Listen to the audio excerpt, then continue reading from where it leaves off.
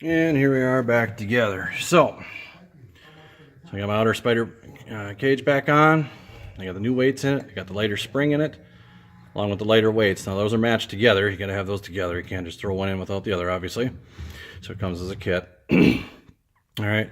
So put these back on, torqued them down. You know, these two are outer 6 bolts.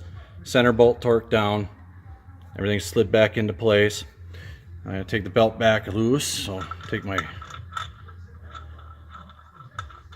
tensioner back out for the secondary, which actually comes out real easy because the belt's going to hold it in place. Taking it back out, I just want to drop this. So I'm running all the way out, and I'm going to drop it probably anyway, and there it goes. Yep, of course. All right, but before you want to get out of this and put the cover back on, make sure you spin the outer sheaths.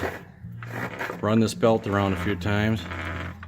You're going to see it pulling the belt tighter, and there it's starting to grip now, because now it's going into my engine brake. See, that would be when the engines, or when the vehicle's running forward faster than what the engine is. That's where your brake takes effect. I can't turn it this way. Okay, I can turn it this way all I want, which is what you're going to do to get the belt adjusted back in, but I can't go back.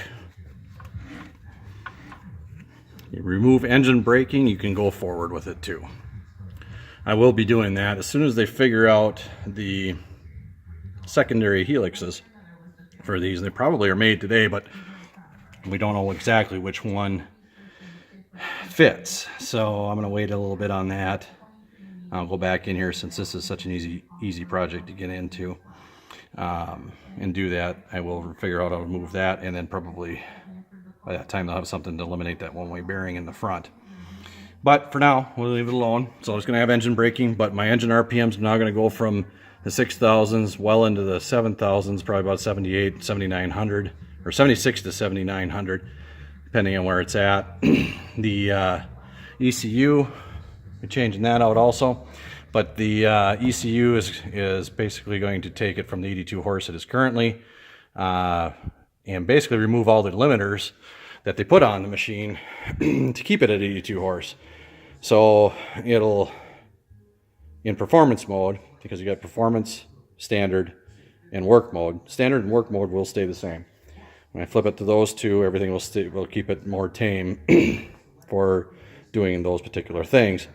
In performance, it's going to let it go wide open. So throttle body will go wide open, won't stay at 40%, and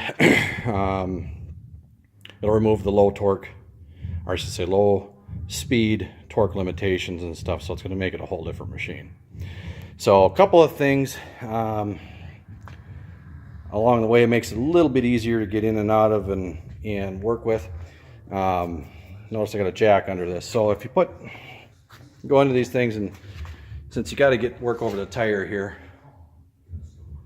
and get into there, it's a lot easier if you jack up right underneath the hitch. Just jack it up so it just comes off the ground, barely. That'll let your wheels, A-arms drop way down, which in effect drops the wheel down, brings everything up. Now you're working on a more level setup in here. Easier to get in and out of here. So at this point, got the weights and springs changed. I'm going to slip the cover back in with this way up in the air and this hose out of the way. You can kind of put the cover in, and I won't do this with one hand because it's going to be a little tough to do here trying to cover it, but basically just slips in, a little bit of finagling, and it pops into place. And the nice part is the bolts that they're using now compared to the old ones, it's all aluminum housing that this is going into now, which I like.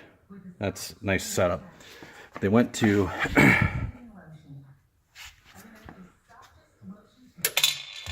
all right, drop bolt here, and they went to the regular bolts that thread into aluminum, 8mm head.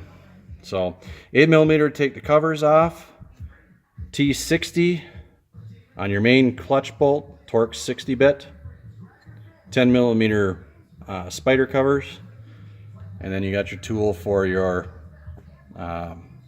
secondary belt release.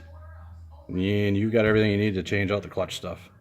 So, if you guys got any questions, hit me up. But I'm going to slip this cover back on now. This project part is done.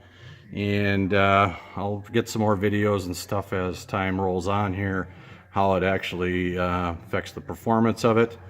Other than that, I think we're good to go. Thanks, guys. Take care.